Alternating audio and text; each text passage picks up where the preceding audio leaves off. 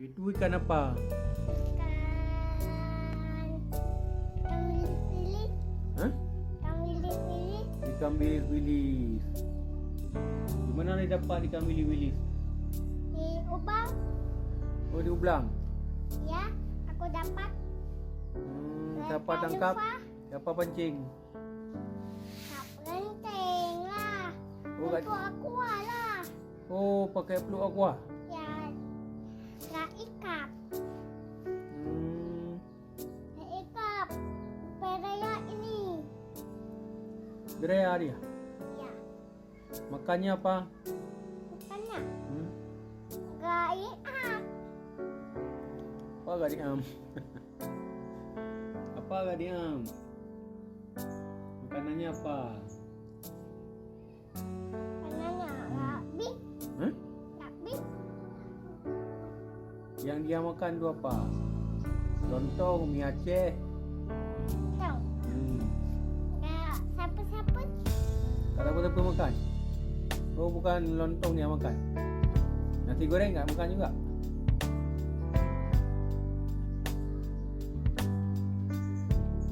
Tu mati tu kak kasih nasi goreng. Gak ikat lah. Hmm? Aku tulak gak ikat. Gak ikat ini. Tak ikan. Ya. Aku tulak gak ikat.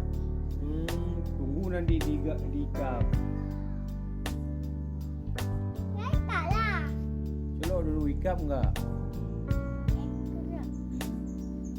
Gak ikat. Itu masih main-main.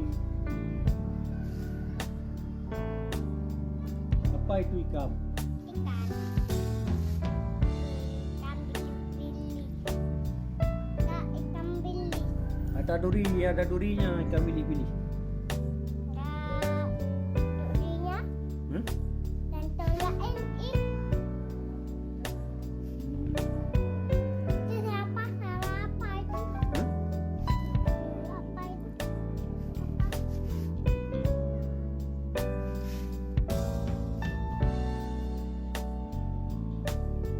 Nanti makanlah dulu. Enggak. Gak boleh. Tuan makan apa? Nanti mati dosa ya katanya makan. Tuan makan apa? Makan apa? Makan mie goreng. Kami. Dia mie goreng tu makanannya. Satu. Apa? Hmm? Satu apa? Jangan. Dia dah buat.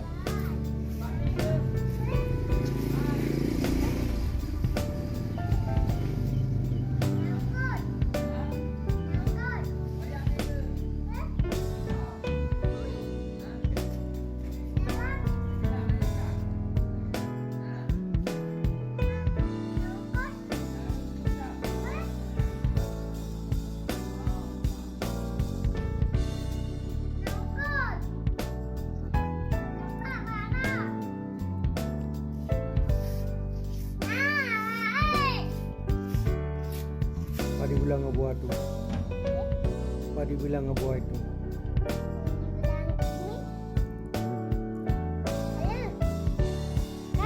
Belum. Minumannya apa tu ikan? Hmm.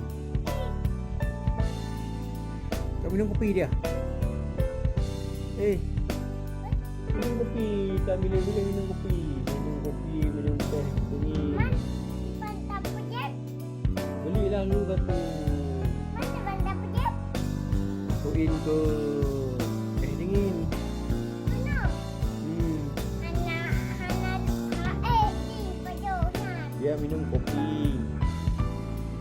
Teh kopi susu. Minum juga.